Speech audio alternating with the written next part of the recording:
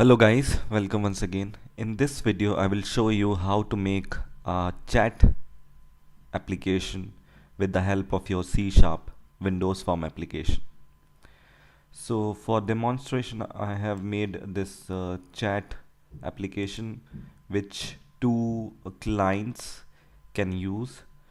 So I have two forms, one as a client 1 and one as client 2, and when I want to send text from here, I can send text from here and it appears on the next uh, client.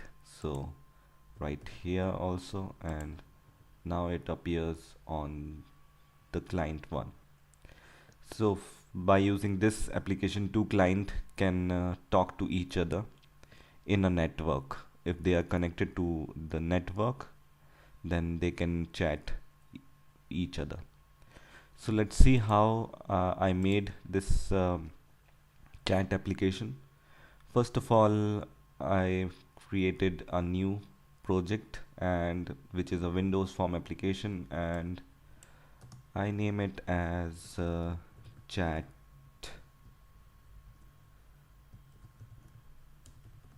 client app, for example, and then click OK. And here I have a form. Now in here I have to take some of the component for IP addresses and all these things. So what I will do is, first of all, I will take two group boxes, and then I will take text boxes 1, 2, 3, 4, and the fifth one at the bottom. Then I take a list box in which I will show the list. Then I will take two buttons, one for starting the connection and other for sending the message. Okay, and I take labels to give labels.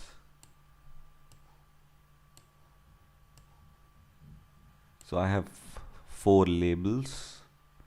Now I will change the text and the name of these text boxes, and by the meantime I will pause the video because it will take time, and I will just demonstrate all the things after that.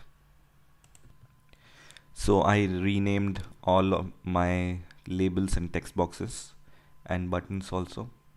So first group box I name it as client 1, and second group box I name it as client 2. Then I name the labels as IP and port for client 1 and client 2. Then for client 1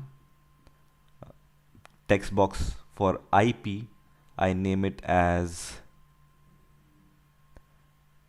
this text local IP, like this.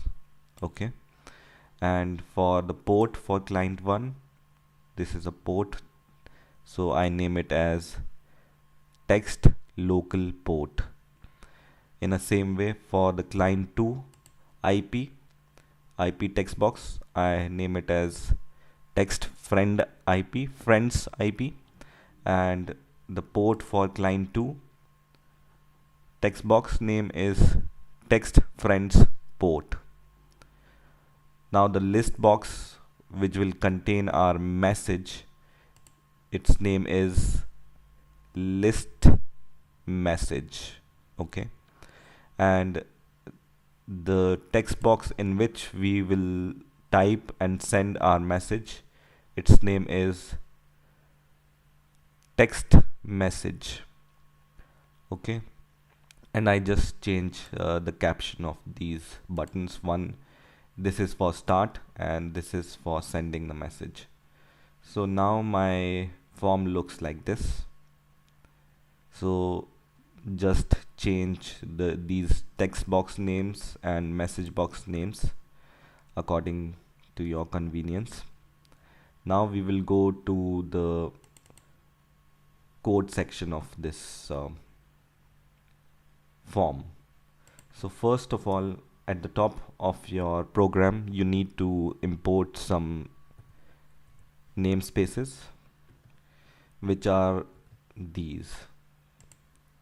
So import using system.net and using system.net.sockets. These two namespaces you need to import. Then just go inside your method here above this public form1, and here we will declare some variables. So declare these three variables. One is a socket variable, so write socket skt, give it a variable name, and endpoint. So I declared one local endpoint and one remote endpoint, so ep local and ep remote. Then I will go to the form initialization method, where my form initialize component method is there, right here, and in between this method here, just below the initialize component method, I write my initialize component method, which I want to initialize at the runtime. So just below your initialize component, write this skt, which is socket variable, is equal to new socket, and inside the bracket of this socket function, it takes three arguments. One is address family, so we are going to use inter network address family, comma socket type, so we are going to use socket type dgram, datagram. So write this socket type dot dgram, comma protocol type, we are using protocol type UDP. Okay, so just write this, and in the next line just copy this variable socket dot set socket options, and in the bracket pass once again three variables. One is socket option label dot socket, comma socket option name, reuse address, and third argument will be true. So just add these two lines in your initialize component, wherever your initialize component method is there, just below that. Okay, now when I run the program, it looks like this, and here I need to enter the IP addresses. So because I'm making this app on one computer, so I need to know the IP address of my computer, or local IP address, right? So